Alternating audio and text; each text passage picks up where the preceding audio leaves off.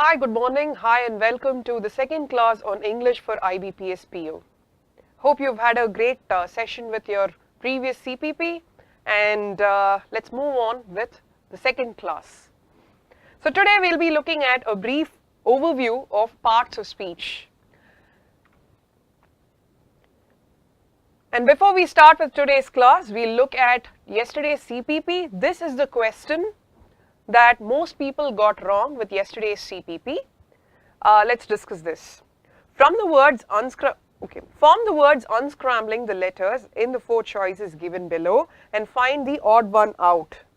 And then you have 4 scrambled words. So it's pretty easy if you look at it this way. Whenever you have a scrambling exercise, or let's say when you do the crossword and you are looking to match the anagram of the given, sometimes what happens in crosswords is the clue is an anagram of the answer. Okay, so what we do to figure out how to unscramble the anagram. By the way, what is an anagram? Does anyone have an answer to that?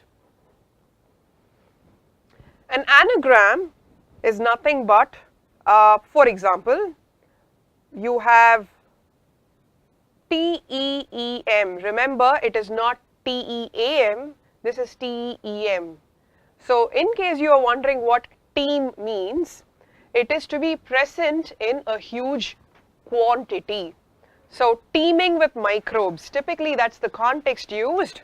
Okay, so an anagram of the word team is NEET. Okay, so the same letters make these 2 words. So that is an anagram. Okay, so in case I have to figure out an anagram, what I generally do is this. Look at the first option, it's O-E-S-R. Write it in a circular form and then try to figure out what could possibly be the word.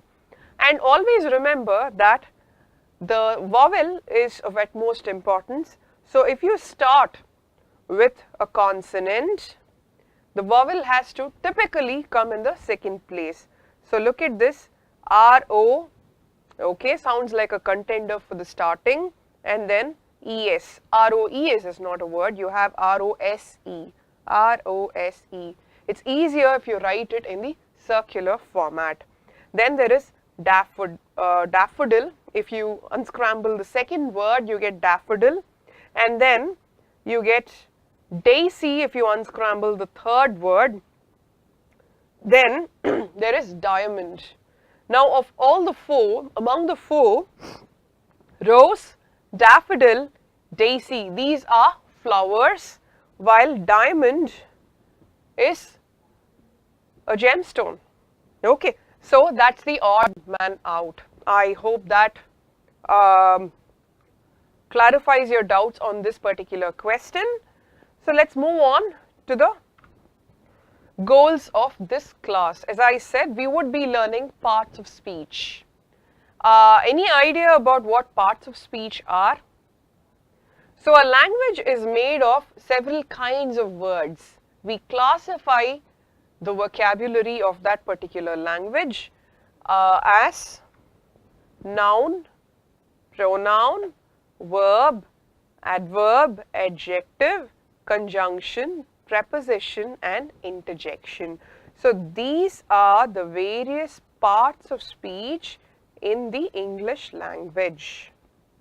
Now most languages should have a similar breakup, a similar classification of parts of speech.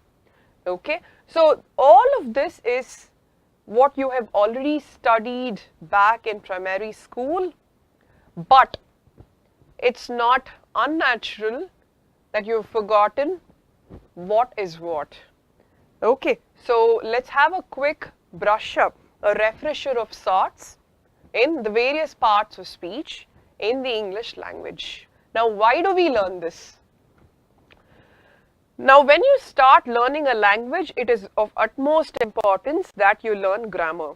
And unless you know how these are classified, how the parts of speech are classified, you cannot really put to use grammatical rules, form proper sentences.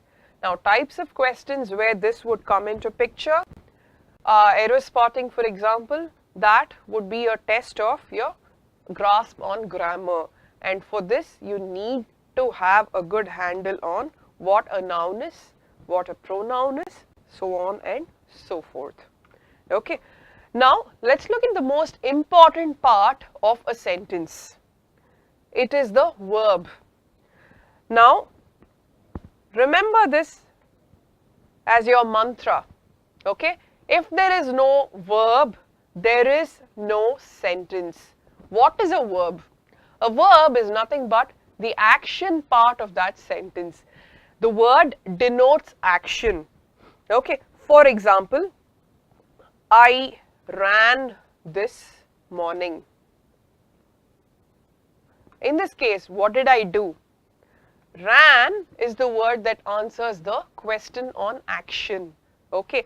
I ran this morning. This is the verb. Okay. So, whenever you look at a sentence from the grammar perspective, even to understand the question, remember that it is of utmost importance that you start with the verb. So, verb denotes action. It is the most important part of a sentence. Without the verb, there is no meaningful sentence. Okay. So, this is a sentence that talks to you about a particular action. So, it's very easy to spot the verb here because what did I do? I ran this morning. So, without any doubt, you can clearly state that ran, the past tense of run, is the verb here. But let's say I am qualifying something, I am describing something. In that case, for example, he was in pain. Okay. And then he is Spanish, or he is a Spaniard. Okay. Paella is Spanish. In this case, the verbs are was, is again. Okay. In this case, it says he was in pain. Okay. Then, he is a Spaniard, meaning he is a citizen of Spain. Okay. Now, when you say he is a Spaniard or paella is Spanish, okay, paella, by the way, is a delicacy from Spain. Now, Spanish here is an adjective. Spaniard here is a noun. Let's look at adjectives and nouns later. But the idea of this particular set of examples is there is no discernible action happening in these sentences. But as I said, you cannot construct a sentence without a verb. Okay? These are called state of being verbs. I am right. You are right. He is right. He was in India. They are Americans. We were in Spain. Okay. Or we were tired. They are tired. Okay. These are state of being verbs. So, if the given sentence does not really denote an action of any sort, remember that you cannot say that there is no verb. There is no such meaningful sentence in the English language. Now, as I said, I keep telling you all the time, I've been repeating this for a long time because it's important enough to be repeated enough number of times, that without the verb there is no sentence. Now, when you deal with something as interesting as NLU linguistics, so that's very cutting edge, that's artificial intelligence and linguistics at play.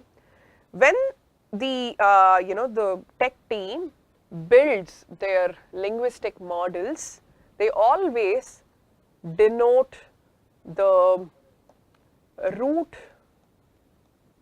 of their tree. When they denote a sentence in tree form, okay, the root is always the main verb of the sentence. Okay, for example, let's take a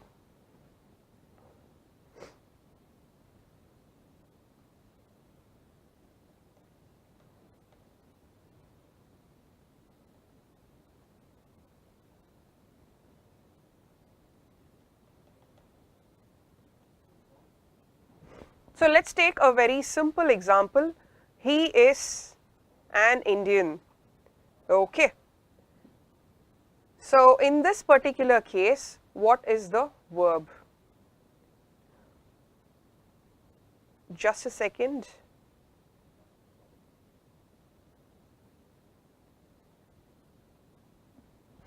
Okay. Okay. Let's take the example of he ran a marathon. Okay, because there is a very discernible verb here. Now, if I were to build this into a linguistic tree, I would always start with the main verb, that is ran. Who ran? He ran. What did he run? He ran a marathon. Okay, and the article is to do with the marathon. So this is how they would build their tree. Okay, so that is how we deal with sentence structures. The human brain again is a computer. Machine learning, if that can, start with the verb, it's because the human brain also sees the verb first. Okay, so as I said, as I've reiterated, the verb is the most important part of any sentence. Okay, now here is a fun fact. The shortest sentence known to English speakers is go. And it's a short verb all by itself. Okay, it means you go, correct? The noun need not be stated, the subject need not be stated, there needn't be an object. But go in itself, the verb is of utmost absolute necessity. Okay.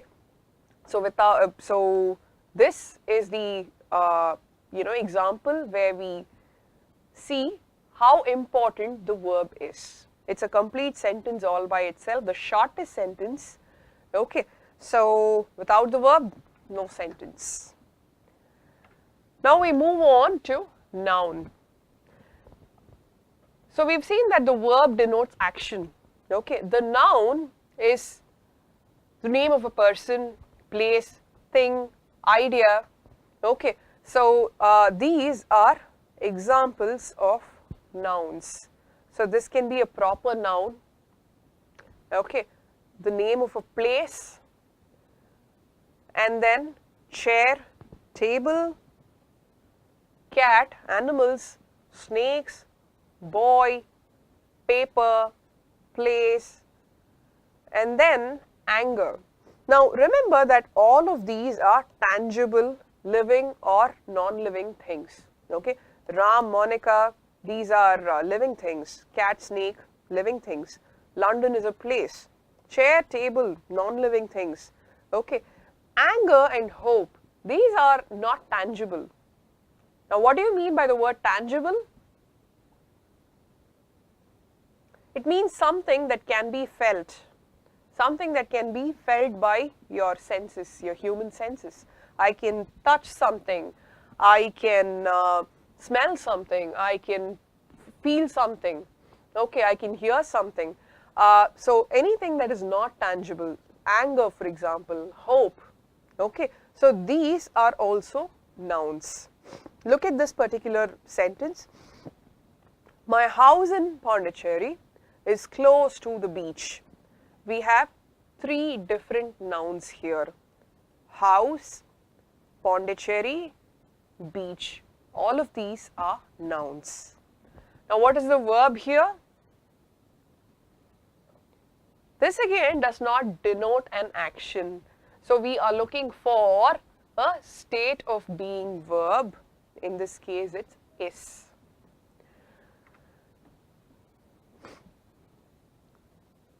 So, your nouns can be subclassified into proper nouns. So, whenever you are talking about names of people, names of places, okay, you are looking at proper nouns. An easier way out is to say that if you, if the language rule states that you'll have to capitalize the initial letter, then it is a proper noun. Okay, so proper nouns, examples would be Karnataka,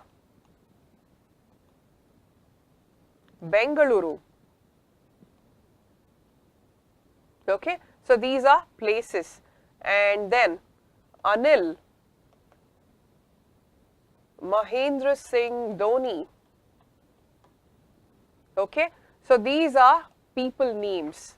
Then if I am talking about say the Sheraton, okay, this is the name of a place. So this again is a proper noun. Then there are common nouns. Common nouns can be cat, tiger, and then there is happiness.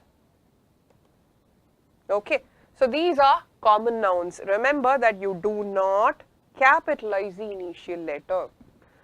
Then there are concrete and abstract nouns. Concrete, what can be felt, what is tangible. Abstract nouns cannot be felt. Hope, bliss, happiness, sadness, misery, all of these are abstract nouns.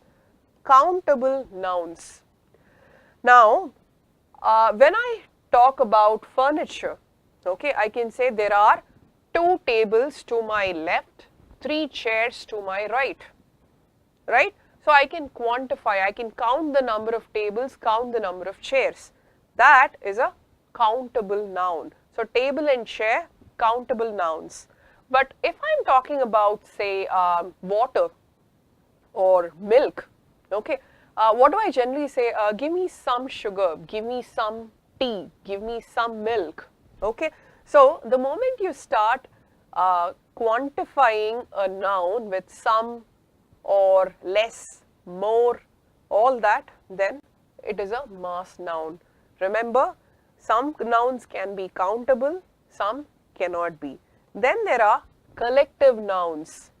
Collective nouns, well, it's quite interesting to see that several collective nouns have interesting word origins. Okay, now I can say my group of friends. Group here refers to collective noun.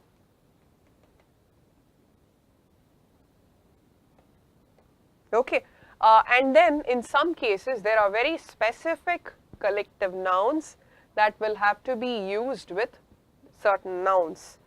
As I said, group of friends sounds fine, it's right. Then when you are talking about a group of dolphins or a group of whales, a group of fish, for example, okay, there are specific terms that you will have to use. Okay, what is the collective noun for fish? Anyone?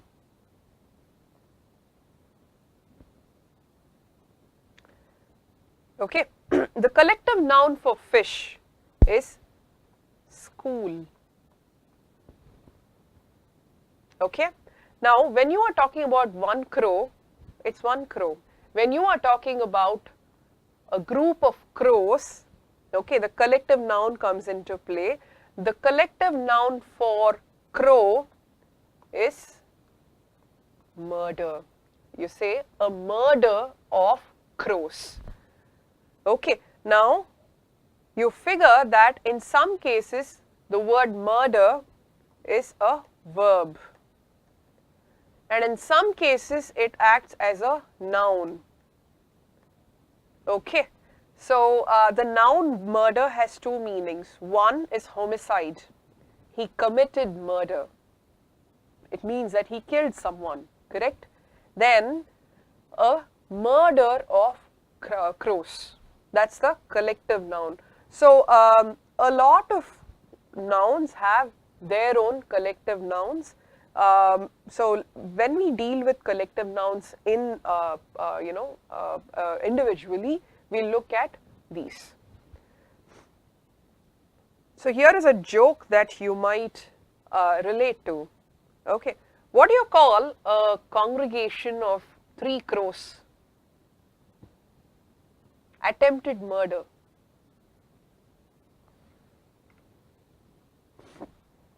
So, all right, we now look at pronouns. Let's write a paragraph. Okay, let's say Justin Trudeau is the Prime Minister of Canada. And then I say Justin is the son of erstwhile PM blah blah Trudeau. And then I say Justin Trudeau is a yoga practitioner. So if I write an essay that goes this way, okay, and let's say I'm the student here and you're the teacher, I submit it to you, what's the first feedback that you would give me? And how would you grade this essay? Okay, now I've stated 3 things, that Justin Trudeau is the Prime Minister of Canada, he's the son of someone, and then he's a yoga practitioner. Okay, now every single sentence I have used his name, Justin, Justin, Justin. It gets a little monotonous and it's not quite nice when I read it or when I speak this, correct? In order to replace a person's name, okay, in this particular case it's a person's name, we use pronouns. Okay, now I would typically write an essay that goes thus: Justin Trudeau is the Prime Minister of Canada, he is a yoga practitioner, so on and so forth. Okay, he in this case is a pronoun. So we use these pronouns when we speak and write. I refers to my own self. Okay, hi, I am Deepa, correct? So I here refers to my own self. And then there is it. I have a dog, it is a lab. Okay, it is a Labrador. So the it here refers to my dog. The chair is rock hard, it is not comfortable. Okay, here it denotes the chair. Then there is he. We've seen an example for he. Then she. He is for the male gender, she is for the female gender. So we can say Margaret Thatcher was the PM of Britain back in 1990. She was known as the Iron Lady. Okay, so she is the female pronoun. Then we come to a list of possessive pronouns. This is a water bottle. This is my water bottle. This water bottle is mine. Okay, so mine comes into picture, the possessive pronoun, my, mine, etc. Then there is his. Hey, you are wearing Shankar's watch. It's his watch for sure. Okay. Hers. I don't think that's mine, it's hers. Then we. We is to do with group, where I'm part of. Okay. Say A, B and I work together. We work with HashLearn. Okay. Then they. They are a bunch of idiots. Okay, or they are very intelligent. Theirs. this belongs to them, it is theirs. Then ours. That land belongs to us, that land is ours. So we have seen several examples. So remember, whenever you write, it is prudent to make use of, optimal use of pronouns. Okay, so you have she, he, I to denote people, we also in plural, they, theirs. So the given list is not, of course, comprehensive. There are many more as well. Okay, mine, his, hers. Okay, so these are pronouns that we use regularly. And then, of course, we also say myself, yourself. Now, it's a very common practice for someone to say, myself is Deepa. Remember that it is completely wrong. You bring these reflexive pronouns. These, by the way, are called reflexive pronouns. Myself, themselves, ourselves, himself, itself. Okay. Now, we bring these reflexive pronouns. Let me write it down for you. Reflexive pronouns. Okay.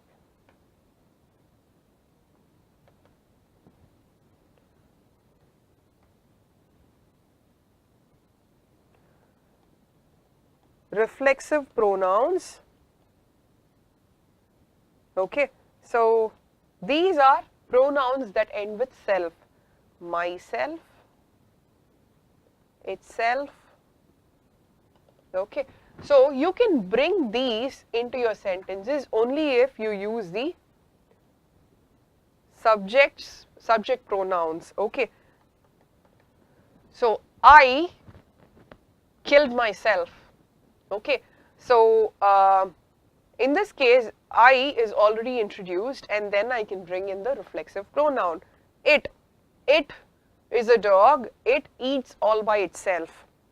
Okay, so in this case again, I've introduced it, and then I use the reflexive pronoun. So remember, myself is or myself am, that is completely wrong. So now we come to previous class contest question. So quite a few got it right, so good job there. I'm quite happy about that. Okay, so let's look at the question. Shipping merchandise to the customer is a or an dash part of an e-commerce retailer's costs. Sometimes shipping costs are almost as much as the cost of the goods sold. Okay. Now let's look at what would come here. Now when I look at this question, I already have an opinion on what should possibly fill the blank here. Blah blah blah is a dash part of someone's costs. Okay, and then you go on to say that shipping costs are very high. Okay, so I'm thinking of words that mean significant, important. Okay, and then I look at the options. What comes close? Okay, partial means part. So this is the whole, this is partial. And then there is eternal. Eternal is to do with time, forever, eternity, forever. Okay, so when you say love is eternal, it means love goes forever, love lasts forever. Okay, then there is tertiary. Tertiary is the opposite of the word primary. Okay, primary and integral in this particular case mean the same. Okay, so when you say primary cost, primary part of his cost, that is also right. In this case, integral, primary, important. Okay, that's the word that we were looking for. Integral is a synonym of these two. That is the answer. And who got it right? Krish. So good job, Krish. Okay. So you got it right, and you were the first one to give us the answer. So you win an atom session from HashLearn. Congratulations, buddy. Okay. So others, better luck next time. I really hope that class participation goes up and you guys crack questions, win atom sessions to your from HashLearn. Okay, and then by the way, what is tertiary? There is primary, which means first. Okay, then secondary, meaning comes second, and then there is tertiary, completely out of focus. Okay, so we can probably look at it this way. The primary cause of concern from the state's perspective was student retention in schools. The secondary concern was class participation. Okay, now it was completely tertiary that the state wanted to go all industrial. So you get the idea, the import of the difference among primary, secondary and tertiary. So this is today's contest question. Please go ahead and I'm waiting for your answers.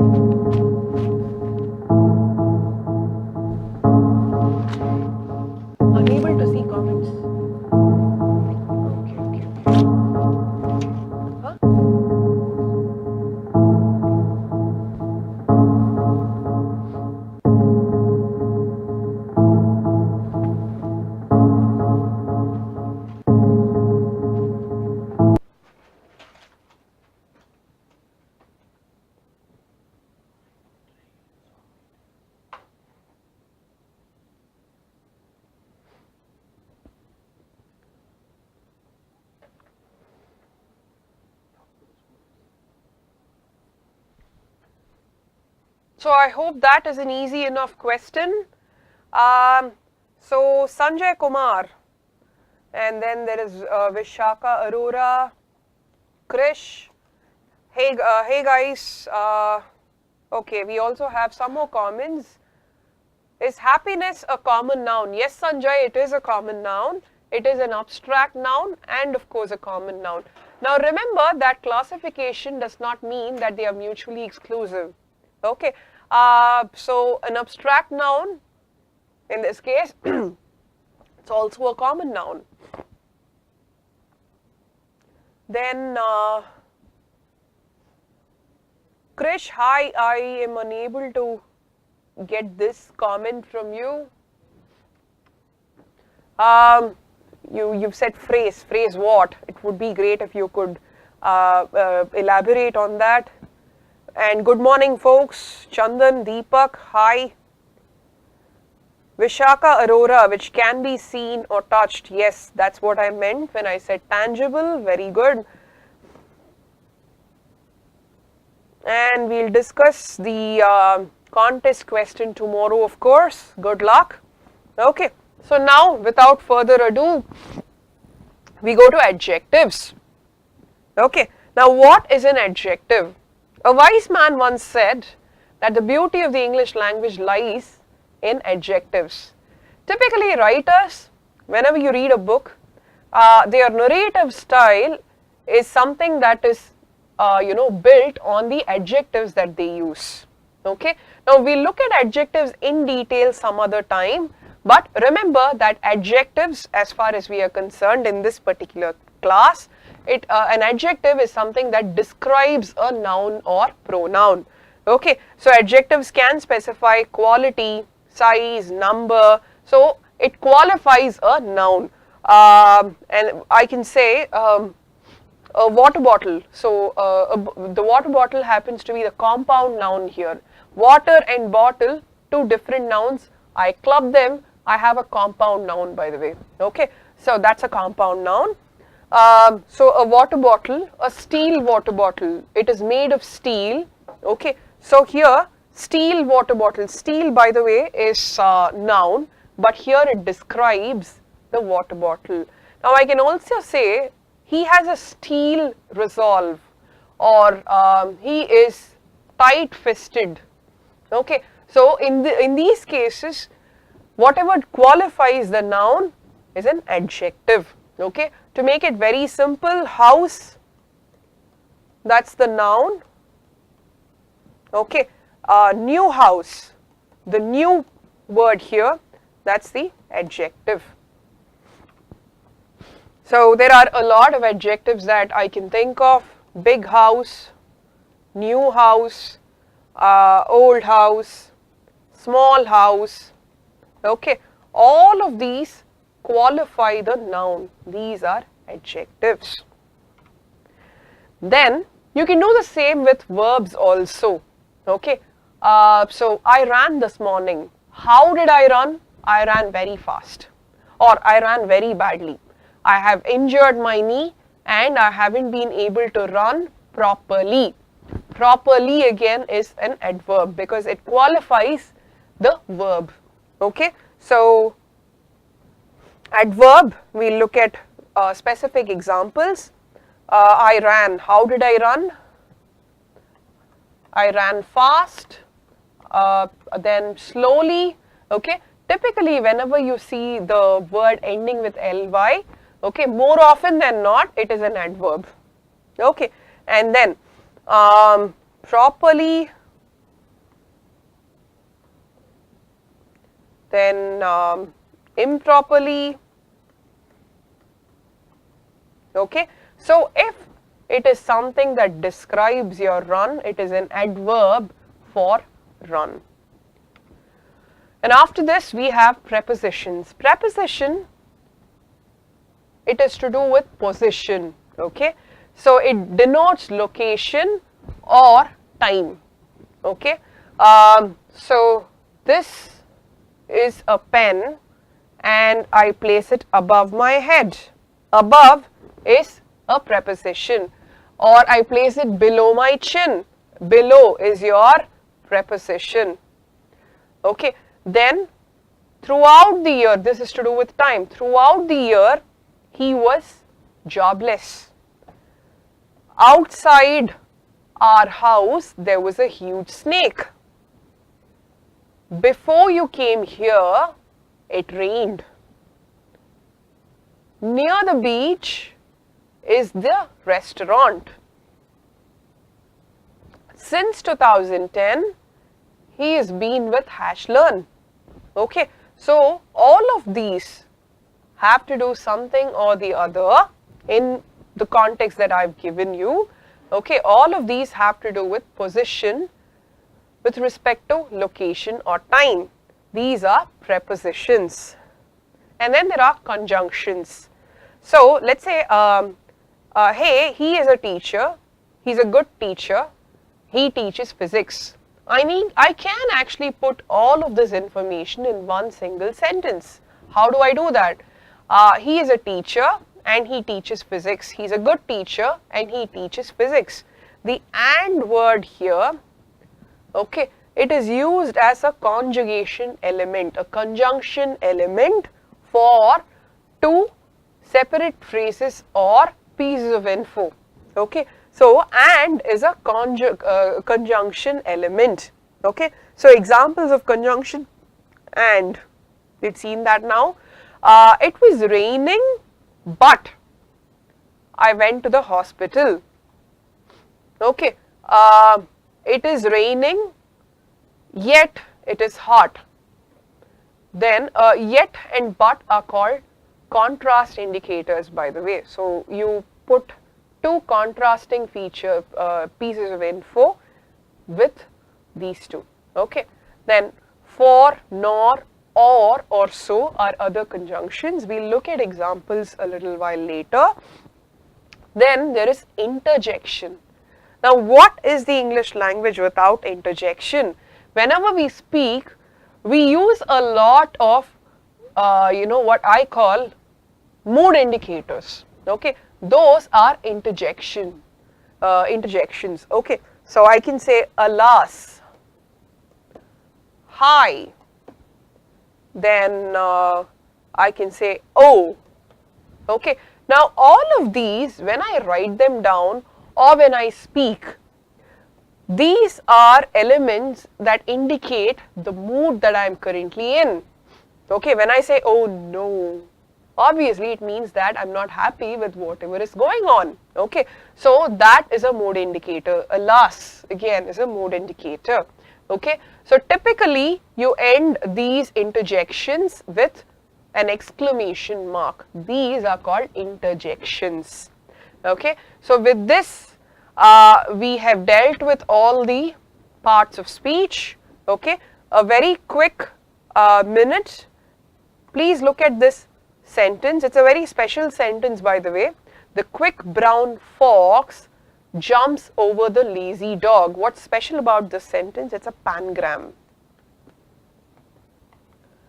As of now, this is the shortest pangram known in the English language. A pangram, by the way, is a sentence that uses all 26 alphabets of the English language. You can check that, okay, a little while later. So, a quick job for you. Pick the parts of speech. This is the article, okay.